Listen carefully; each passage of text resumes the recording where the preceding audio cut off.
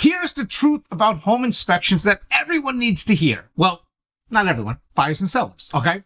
So we're going to go over a home inspection right now, me and you, or all of you, to explain how it works and how it protects both buyers and sellers while using the as-is contract. So you're buying a house, the offer was accepted, you're super excited. Now, when you make an offer, you can negotiate or you can ask as the buyer for how many days you want the inspection time frame to be. Now, remember, this all depends on what kind of market we're in. In a super healthy seller's market, you might get 1 day. I mean, I've seen 0 days in COVID. It was crazy. You might get 1 day, 2 days to inspect. In a super healthy buyer's market, you can get up to 15 days. You can get whatever you want. You can negotiate. So let's just say, for example, we're doing 7 days. Okay. So you have a 7-day inspection. What happens is within that time frame from day 1 to day 7, escrow's already been deposited to the title company. You have the right as a buyer to do your due diligence. You have the right to do any inspection you want. You can obviously have the home inspector do the inspection. You can do the 4-point inspection. A 4-point is the plumbing, AC, electrical, roof, right? You can have the wind mitt for just, for the roof itself. You can have a pool inspection, septic and well inspection. But wait, there's more. You can do the inspection of the neighborhood, the community. If there's an HOA, your neighbors, the travel time. It is whatever you want to do, because when you're using an as-is contract, this is actually how it's supposed to work. The buyer has the right to do their due diligence. If the buyer feels that the house is in the shape that they want it to be, I don't know the exact terminology, right? Then the buyer is taking the house as is. If the buyer feels in their sole discretion that they don't want the house, the buyer may walk away with written notice and have escrow refunded back to them.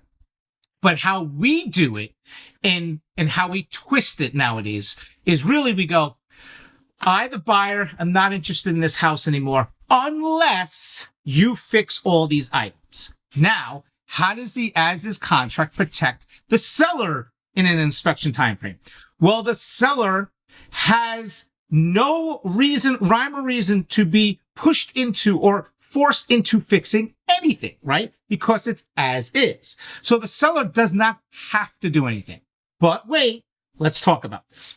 So now that you kind of understand, let's talk about how it works. I'm buying your house. I have 10 days, let's say. In those 10 days, I can get the inspection done right away on day 1 or 2, and then take the rest of the days to sit back and go, do I really want this house? Do I really want to move forward with this house? Do I like the neighbors? Should I go meet the neighbors? Should I go whatever, right? I can do all that. I could also then at any point come back to the seller and say, look, I will move forward, but this is what I want. I want this fixed, or I want a brand new roof, or Or I can even say, like, this is not going to pass insurance because electrical issues, which is super important, right? I'll get to that in a second. I want these done. Or I can say, I want you to credit me money, or I want you to bring down the price, or I just don't want the house. The seller can say no to everything, but if it's a crazy buyer's market and the home's been on the market for a while, the seller might have to really sit back and go, okay, look, I'll do whatever I need to do to get this sold for you within reason. Absolutely. I understand the market. I get it.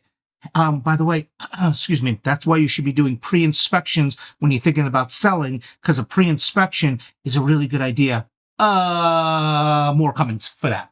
So this is why it's important to understand the market you're in.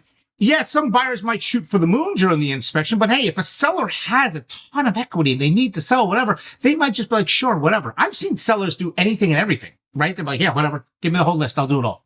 But the seller is not forced to do it, okay?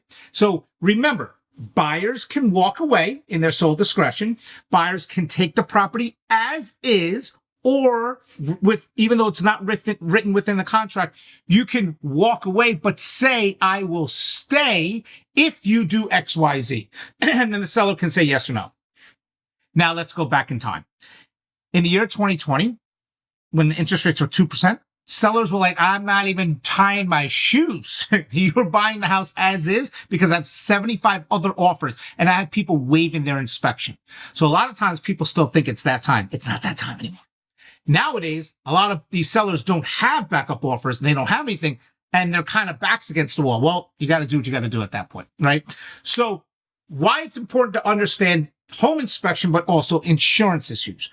The problem with this is there's a lot of insurance myths out there. Yes, you can get insurance pretty much on almost every house. There might be premiums, there might be certain things, but we're really looking at like roof damage, electrical, and everything like that. If there's electrical issues, there are a lot of times that these insurance companies want to fix. To be honest with you, a lot of electric issues aren't that much money to fix. It might be like exposed wiring or outlets that don't work. It's really easy fixing. Now, where it gets more expensive if like the electric panel is outdated. Well, guess what? If the electric panel is outdated for that buyer, it's going to be outdated for every buyer. So this is why you guys have to understand how these inspections work. And I'm going to do a lot more videos on this. And I hope you like this video because I don't like to bore you with these 20-minute videos. I like to get to the point. So if you have any questions on anything, let me know. I hope I explained it. I kind of dumbed it down a little bit. Remember, depending on what time frame of what market, when you're using an as-is contract, it protects both buyer and seller. Buyer can walk away. Sellers are not forced to do anything. You can renegotiate. And then obviously appraisals are not inspections. I'll do another video on that. That's something to learn. If you guys have any questions, let me know. Keep following the Kerin Group. Talk to you soon.